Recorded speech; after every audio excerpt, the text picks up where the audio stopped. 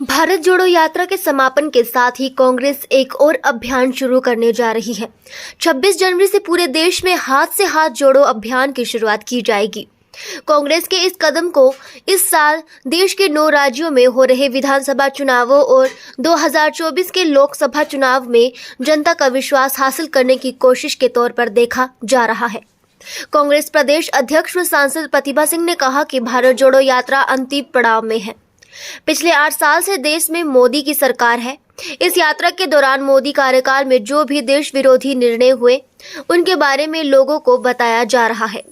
नोटबंदी के परिणाम देश के सामने हैं। सरकार ने 2 करोड़ रोजगार दिए होते तो 16 करोड़ रोजगार आज तक मिल गए होते। जनता के साथ वादा खिलाफी की गई है। कांग्रेस की आवाज को कहीं भी सुना नहीं जा रहा।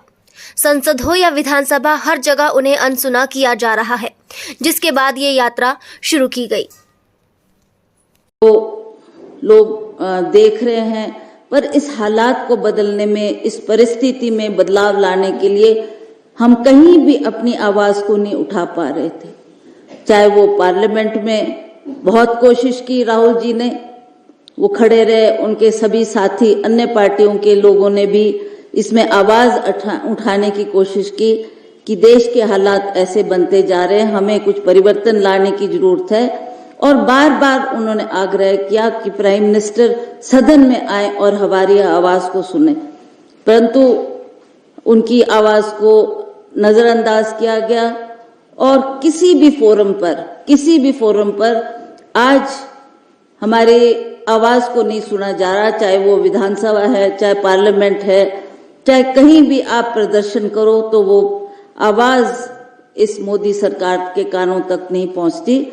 तो अंततः राहुल जी ने ये फैसला करा कि मैं कन्याकुमारी से अपनी यात्रा शुरू करूंगा और उसमें लोगों से मैं जनसंपर्क करूंगा, लोगों तक अपनी आवाज पहुंचाऊंगा और लोगों के दुख तकलीफ जानने का प्रयास करूंगा। उन्होंने कम से कम 3,500 किलोमीटर का ये सफर तय किया है और अब अंतिम पड़ाव में वो हिमाचल प्रदेश का दौरा करते हुए भी, हिमाचल प्रदेश में भी उन्होंने 25 किलोमीटर पैदल चलकर ये यात्रा की। फिर जम्मू गए, जम्मू से अब वो श्रीनगर पहुंचेंगे और 30 तारीख को इस यात्रा में अंतिम विराम दिया जाएगा।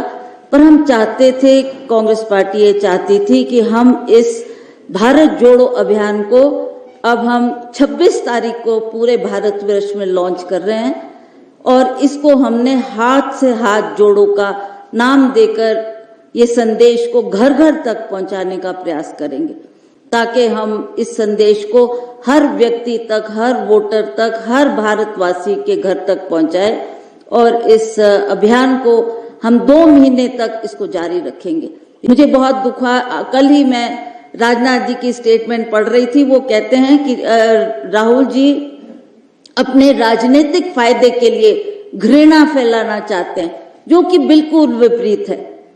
राहुल जी ने हर अपनी प्रेस स्टेटमेंट में ये कहा कि मैं घृणा और नफरत की राजनीति से हटकर लोगों में प्यार फैलाना चाहता हूं। प्यार का संदेश लेकर हम लोगों ने इस यात्रा को शुरू किया है और ये संदेश हमारा घर घर तक जाएगा। से हिमाचल प्रदेश में भी 3,226 ग्राम पंचायतों को हम कवर करेंगे और उसी तरह से 7881 पोलिंग बूथ्स को भी हिमाचल प्रदेश में कवर किया जाएगा, ताकि कोई भी व्यक्ति इस संदेश से अवगत ना रहे। उसको अवगत करवाने के लिए ये संदेश हमने घर घर तक पहुंचाना है। तो ये मकसद इस भारत जोड़ो का यात्रा का था। और हमें लगा कि कई क्षेत्र ऐसे हैं, ये कई गांव ऐसे हैं जो इस संदेश को सुन ना पाए, देख ना पाए, तो उन तक पहुंचाने के लिए हमने अब ये भारत जोड़ो अभियान को शुरू करके इस संदेश को